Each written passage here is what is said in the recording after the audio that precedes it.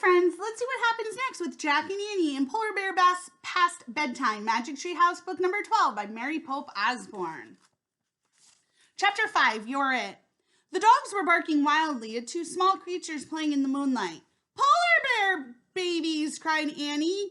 One roly-poly cub leaped onto the other. Then they both rolled through the snow. Hi, little bears, Annie called. The cubs jumped up and shook themselves like wet puppies. Then they scampered toward Annie, who rushed to greet them. Hi, hi, hi, she called. Wait, shouted Jack, where's their mother? He looked around for the mother bear, but she was nowhere in sight. Maybe they're orphans, he thought. Jack looked back at Annie. She was wrestling with the little bears in the snow. She was laughing so hard that she couldn't stand. Jack started laughing too. He carefully put the bear masks into his pack, then he ran to join Annie. She was running with the cubs across the snowy tundra. One of them raced to her, tagged her, then raced away. Annie ran after the bear and tagged him back. You're it, she said. Jack and the other cub joined in. Soon Jack and Annie and the two cubs were all chasing each other over the moonlit snow. They ran until the two cubs fell down ahead of them. The cubs lay perfectly still. Panting, Jack and Annie stared at them. Are they hurt? Annie wondered out loud. Jack and Annie ran to the cubs. Then, just as they leaned down to see if they were all right, the cubs jumped up.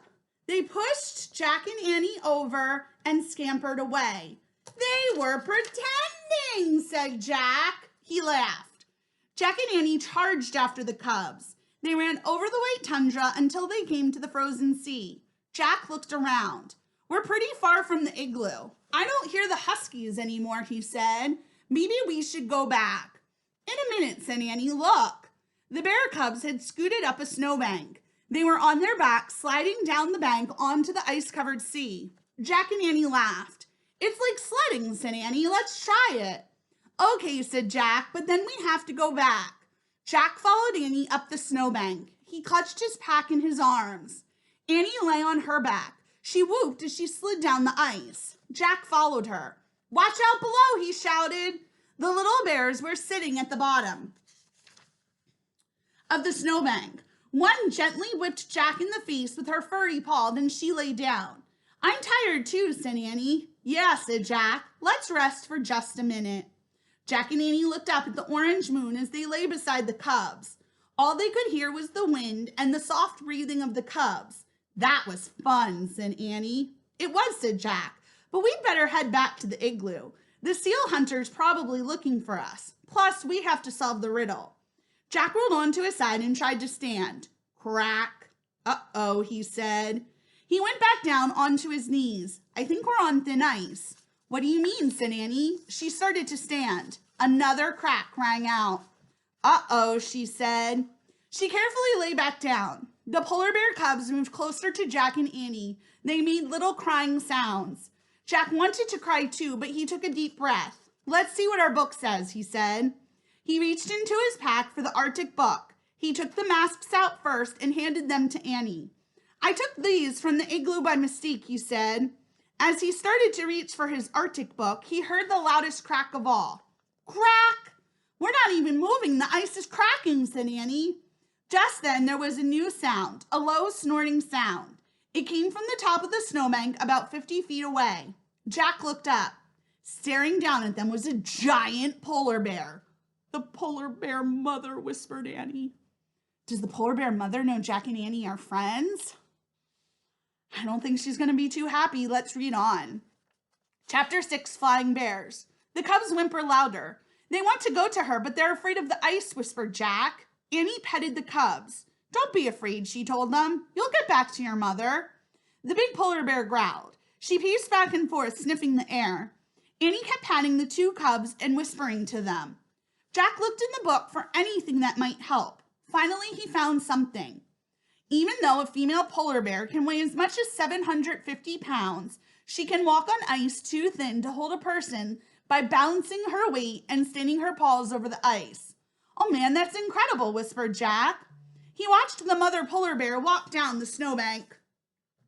On large silent feet, she crept about at the edge of the frozen sea. She tried to step onto the ice, but each time she did, it cracked, and she had to retreat. At last she found a firm spot. Then the polar bear stretched out her forelegs and lay on the ice. Slowly she moved forward, pushing herself with her claws. Is she coming for her baby, said Jack, or is she coming to get us? I don't know, said Annie. Hey, let's put on our masks. What for, said Jack. Maybe they'll protect us, said Annie. Maybe she'll think we're polar bears too. Oh, brother, said Jack. But Annie gave him a bear mask. He took off his glasses and slipped it on. Jack peered through the mask holes. It was hard to see the huge white bear sliding over the frozen sea. He squinted. That helped. The polar bear looked at her cubs and let out a deep moan. The two little bears carefully went to their mother. She licked the cubs and touched her nose against each of theirs. They then crawled onto her back. They're safe now, said Jack. Even if the mother breaks through the ice, she can swim with them to the shore. Yeah, I just wish she wouldn't leave us behind, said Annie. The mother bear slowly turned her body around, then she pushed off with her hind legs. With her cubs on her back, she began sliding away. Let's try moving like her, Annie said. But we could break through and freeze to death, said Jack. If we just stay here, we'll freeze too, said Annie. Remember, the seal hunter said his people had learned from the polar bears. Jack took a deep breath. Okay, he said, let's try it.